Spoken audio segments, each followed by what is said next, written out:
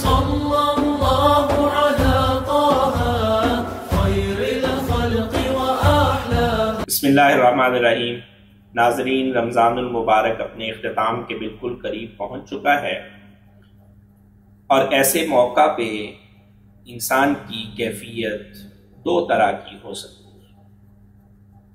بعض طبیعتوں کے اندر اس چیز کا غلبہ ہوتا ہے کہ وہ یہ سمجھتے ہیں کہ رمضان کے اندر ایک فریضہ جو ہمارے ذمہ تھا روزہ رکھنے کا، وہ اللہ تعالیٰ کی توفیق کے ساتھ ہم نے ادا کر دیا. اس کے اوپر اللہ کا شکر ادا کیا جاتا ہے اور خوشی کا اظہار کیا جاتا ہے.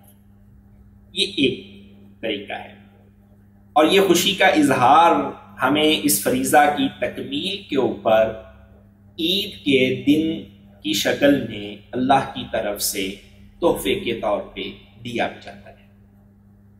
اور دوسری کیفیت کچھ لوگوں کے اوپر جس کا غلبہ ہوتا ہے وہ یہ ہے کہ انسان یہ سمجھتا ہے کہ جو برکتیں، جو رحمتیں اور جو مغفرتیں ان ساعات کے اندر، ان لمحوں میں ہمارے اوپر اتر رہی تھیں، اب وہ ختم ہو جائیں گی.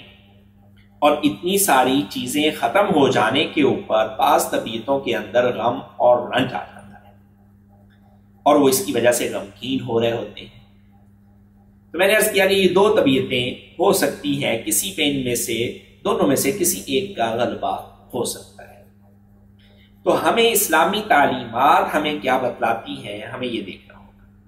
اسلامی تعلیمات کا جائزہ لیا جائے تو خوشی کا اظہار وہ تو ہمیں رسول اللہ صلی اللہ علیہ وسلم سے اور اللہ تعالی کی طرف سے عطا کردہ اس عید کے دن سے سمجھ میں آ رہا ہے.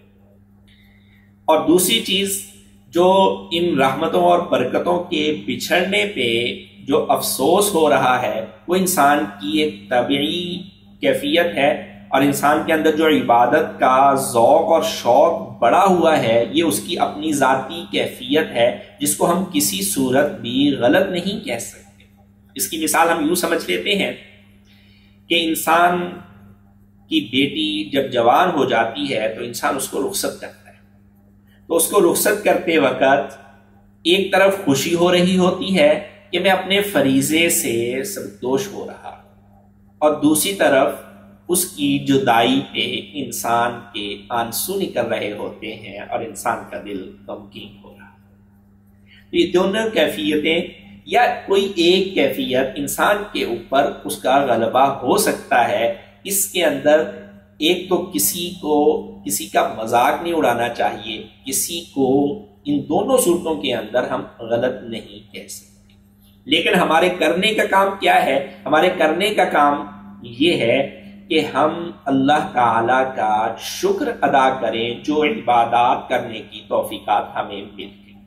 اور نمبر 2، جو کوتاہیاں رہ گئی ہیں ان مبارک ایام کے اندر، ان سے اللہ تعالیٰ سے استغفار کریں، توبہ کریں، اور اللہ تعالیٰ سے یہ توفیق مانگیں کہ اے اللہ آئندہ بھی ہمیں یہ مواقع فراہم کرتے رہیے گا. حق تعالی شان ہمیں عمل کرنے کی توفیق عطا فرمائے.